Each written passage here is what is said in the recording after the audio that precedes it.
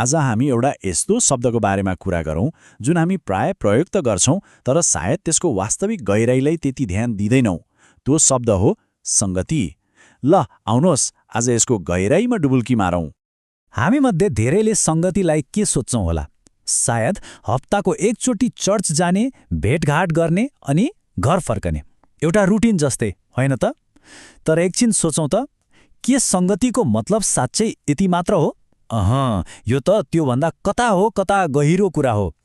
हेर्नुहोस्, संगति भनेको शरीरले मात्र एकै ठाउँमा जम्मा हुनु होइन। खासमा यो त मन र उद्देश्यले एक हुनु हो, प्रभुको नाउँमा एक साथ जोडिनु हो। यो एकताको एउटा साझा लक्ष्यको गहिरो सम्बन्ध हो। अब हामीले आज जुन सहजताका साथ संगति गरिरहेका छौं नि, यसको वास्तविक मूल्य बुझ्नको लागि हामीले एकचोटि विगतलाई हेर्नै पर्छ। पहिलेको समयमा परमेश्वरको नजिक जानु कस्तो थियो होला, कति गाह्रो थियो। यो तुलनाले नै हामीलाई आज पाएको यो अवसर कति ठूलो हो भन्ने कुराको महसुस गराउँछ। एकछिन कल्पना गरौँ त, त्यो बेला परमेश्वरको उपस्थितिमा जानु कस्तो थियो होला। यो कुनै साधारण कुरा थिएन। पहिला त विधिपूर्वक नुहाउनु पर्थ्यो, अनि पाप बलि र होम बलि चढाउनै पर्थ्यो, र यो सबैले गर्न पाउँदैनथे। केवल प्रधान पुजारी, त्यो पनि वर्षमा एकपटक मात्र, भित्र पस्न सक्थे। अनि त्यसमाथि पनि ज्यानको जोखिम। सानो गल्ती भयो कि ज्यान गयो। सोच्नुस् त, कति डर र कति बाधा थियो। तर यहाँनिर एउटा ठूलो तर आउँछ। ख्रिस्टको बलिदानले त्यो डर, त्यो जटिलता, त्यो पुरानो प्रणाली सबैलाई एकैचोटि पल्टाइदियो। अब एउटा पुरै नयाँ बाटो खुल्यो जुन एकदमै सहज छ। हेर्नुस् त, यो कति ठूलो परिवर्तन हो। पहिले जहाँ डर थियो, अहिले त्यहाँ साहस छ। येशूको रगतले गर्दा अब हामी हरेक व्यक्ति कुनै पुजारीको माध्यम बिना सिधै ढुक्क भएर परमेश्वरको उपस्थितिमा जान सक्छौं, र आज हामीले गर्ने संगतिको सबभन्दा ठूलो प्रेरणा नै यही हो। तर एउटा कुरा के छ भने, यो जुन अनमोल सम्बन्ध, यो संगति हामीले पाएका छौं, यो सधैँ आक्रमणमा हुन्छ।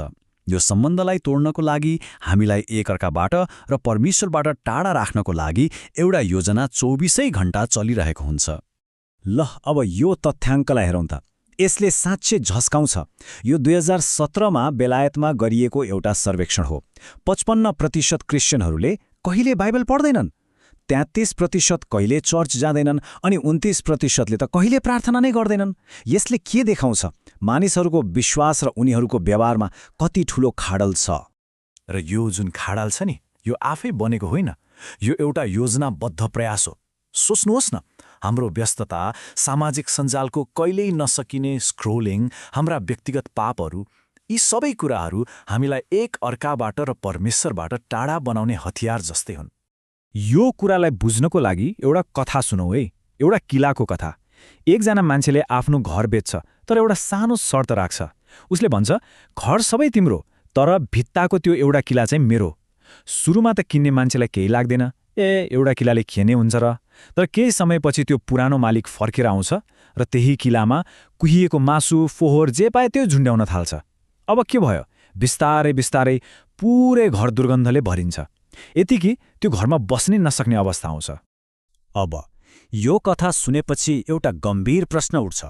के हामीले पनि आफ्नो जीवनमा, आफ्नो हृदयमा यस्तै कुनै किला राख्न दिएका छौं?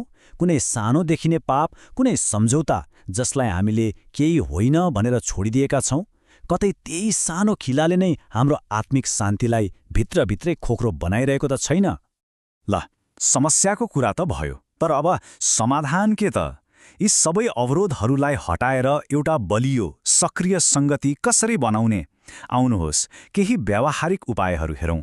यहाँ 4वटा मुख्य कुराहरू छन् जुन ती सबै अवरोधहरूको सिधा जवाफ हो।